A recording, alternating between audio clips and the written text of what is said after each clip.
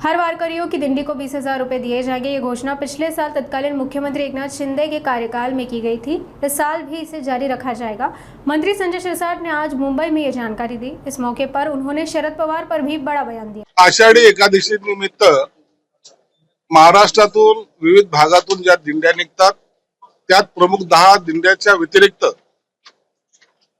सगळ्या भागातून छोट्या छोट्या दिंड्या येत असतात आणि त्यावेळेला मागच्या वेळेला 2024 ला तत्कालीन मुख्यमंत्री माननीय एकनाथ शिंदे साहेबांनी प्रत्येक दिंडीला त्या वारकऱ्यामध्ये अनेक वयोवृद्ध असतात, महिला असतात, त्यांना सहकार्याची भावना म्हणून शासनातर्फे 20,000 रुपये प्रत्येक दिंडीला देण्याचं जाहीर केलं, तसे देण्यात आले होते।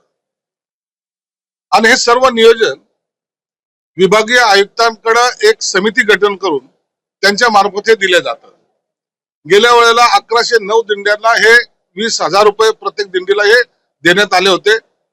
या वेळेला अनेकांनी मागणी केली की भरपूर दिंड्यांना हा पैसा मिळत नाही किंवा त्यांच्यापर्यंत पोहोचला नाही, म्हणून या वेळेला त्या ज्या राहिलेल्या दिंड्या आहेत त्यांच्यामध्ये वाढ करून जवळपास 1400 दिंड्यांना प्रत्येकी 20,000 रुपये देण्याचं सरकारने घोषित केलेले, त्याबद्दलचं असं परिपत्रकही काढलेलं आहे। मी सगळ्या जिल्ह्यातील विविध भागातून येणाऱ्या ज्या दिंड्या आहेत त्यांना सुद्धा विनंती करणार आहेत, आपल्या संघटनेचे प्रमुख असतील किंवा डायरेक्ट विभागीय आयुक्त पुणे यांच्याशी जर संपर्क साधला तर तुम्हाला ह्या 20,000 रुपये आपल्याला तिथे दिल्या जातील। सरकारकडून दिंड्यामध्ये कोणतंही कसर ठेवलं जाणार नाही। जे काही सहकार्य लागेल ते सरकार करणार आहे। यासाठी मुद्दाम हा खुलासा आपल्या समोर करत आहे।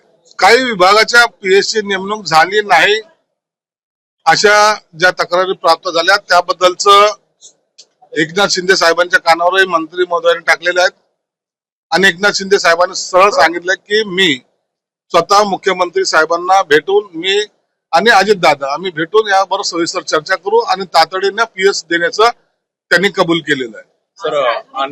शरद पवार साहेबांनी जर असं वक्तव्य केलं असेल त्याची मला कल्पना नाही, परंतु भाजप सोडून इतरांबरोबर राहा याचा अर्थ आपण समजू शकतात। शरद पवार साहेब कधीही सरळ मार्गी चाललेले राजकारणी नाहीत, म्हणून त्याचा उलट अर्थ सुद्धा निघू शकतो।